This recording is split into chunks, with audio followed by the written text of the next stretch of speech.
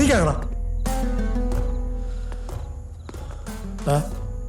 സാറിപ്പോ പോവും. അങ്ങനെ ഒരു കാര്യം തീരുമാനിച്ച ദൈവം തമ്മിനെ എതിർത്താലും അത് നടത്തിയിരിക്കും.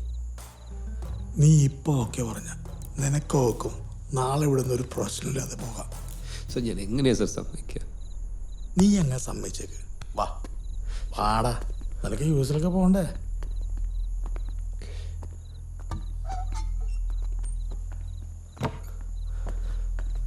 എന്തായാലും അവൻ ഓക്കെ സാറേ. Good boy. എന്നാ വാമളെ, നമുക്കൊരു സ്ഥലം വരെ പോയിട്ട് വരാം. വാ.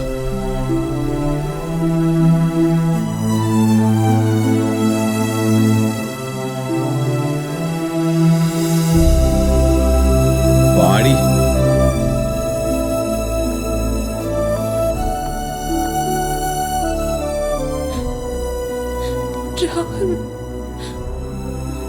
ചെല്ല് ഇങ്ങോട്ട്. ചെല്ല് ശില്പ.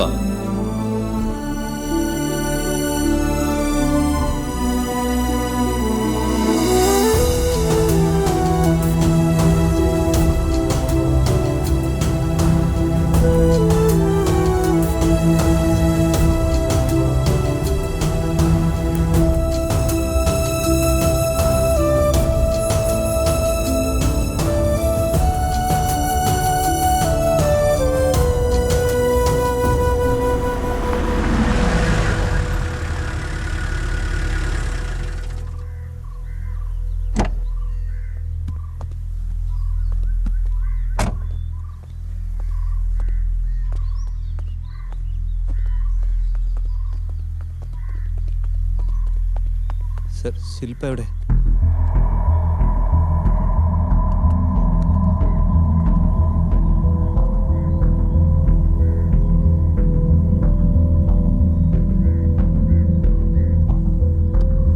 അപ്പൊ എന്ത് ചെയ്യും സാറേ?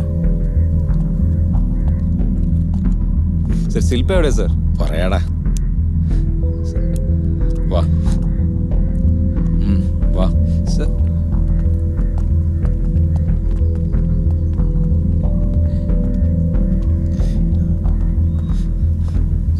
സർ കയറ്.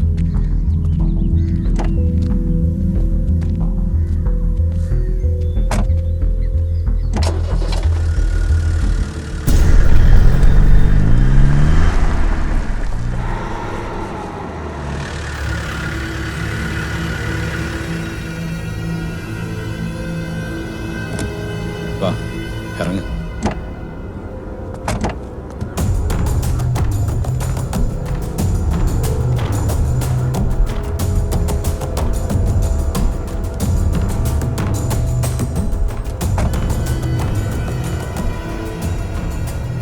എന്താ സാർ ഇവിടെ? അവൾക്ക് എന്താ പറ്റിയത്? നീ വാ. സാറേ സാറേ എന്തിനാ സാറേ നമ്മളിവിടെ വന്നേക്കണേ? ഇന്നലെ രാത്രി അവളൊന്നിനും സമ്മതിച്ചില്ലടാ. അവസാനം നീ കൂടെ അറിഞ്ഞിട്ടാണ് ഇതെല്ലാം എന്നോട് പറയേണ്ട വന്നു. അപ്പോൾ അവള് വയലൻ്റായി. സാർ എന്നിട്ട് അവളെവിടെ?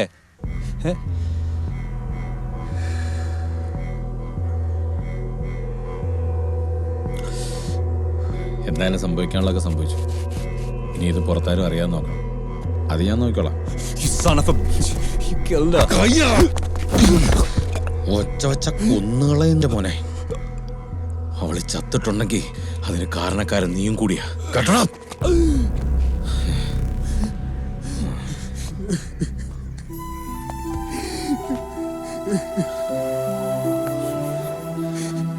ഇതിപ്പോ അറിയാവുന്നത് നമുക്ക് രണ്ടുപേർക്ക് മാത്രം.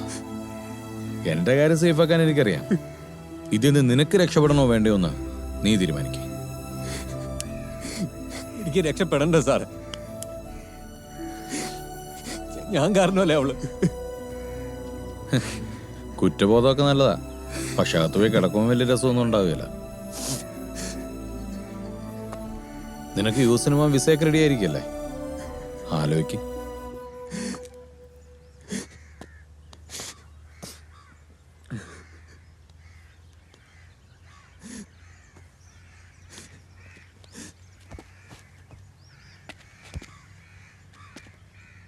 സർ സർ എന്നെ ഇതിൽ നിന്ന് രക്ഷപ്പെടുത്തണം സർ.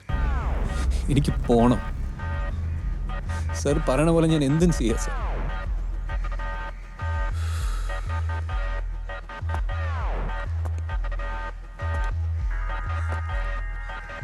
എന്നാ ബോഡി നശിപ്പിക്കുന്നതിന് മുമ്പ് നീ അവിടെ നിന്ന് കണ്ടോ? വേണ്ട സർ, എനിക്ക് കാണണ്ട. കുറേ നാളെ കെട്ടിപ്പിടിച്ച് കൂടെ കിടന്നാലടാ, വെറുതെ ഒന്ന് പോയി കണ്ടോ.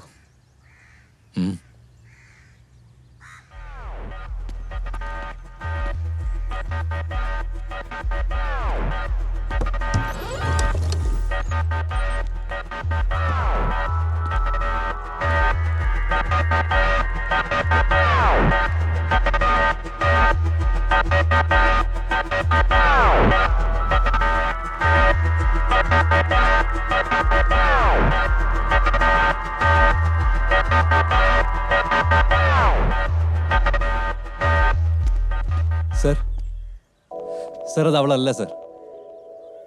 സർ അതിൻ്റെ ശില്പയല്ല. അതേടാ, അതവളല്ല. സർ എന്താ നിനക്ക് നിരാശയുണ്ടോ അതില്?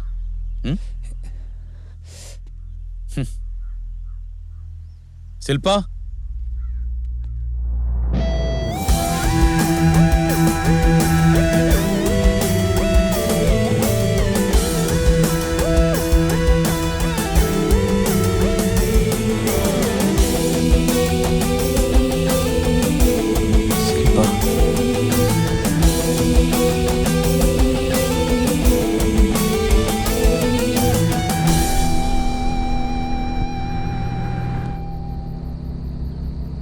എന്താ പേടിയുണ്ടോ?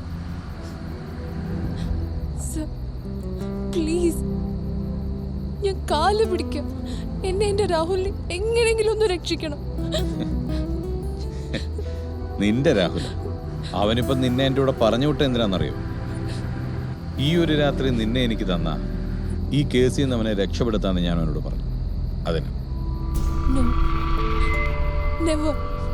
എന്റെ രാഹുൽ അങ്ങനെ ചെയ്യില്ല.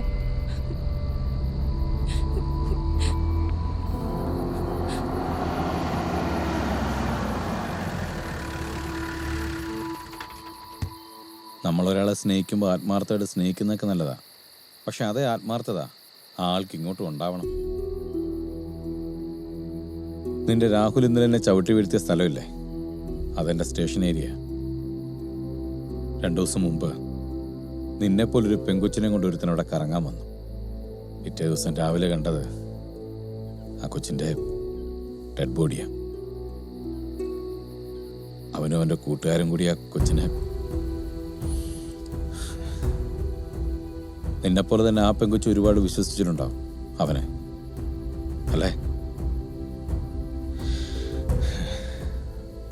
ഇവിടെ അടിവാരത്തില് ഭർത്താവ് മരിച്ചൊരു പാവ സ്ത്രീയുണ്ട്. ജീവിക്കാൻ വേണ്ടി അവർ ഈ കാടും മലയൊക്കെ കയറാൻ പോകുമ്പോൾ 4 വയസ്സുള്ള അവരുടെ പെങ്കൊച്ചിനെ ഏൽപ്പിക്കുന്നത് ഭർത്താവിൻ്റെ അച്ഛൻ്റെ കയ്യിലാണ്.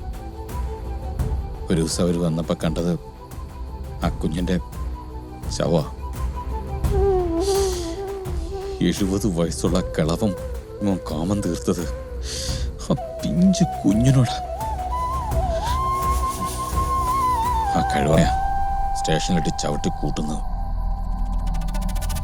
നരകത്തിന്റെ അങ്ങേയറ്റം കാണിച്ചിട്ടേ ഞാനവനെ നിയമത്തിനും കോടതിക്കൊക്കെ കൊടുക്കും.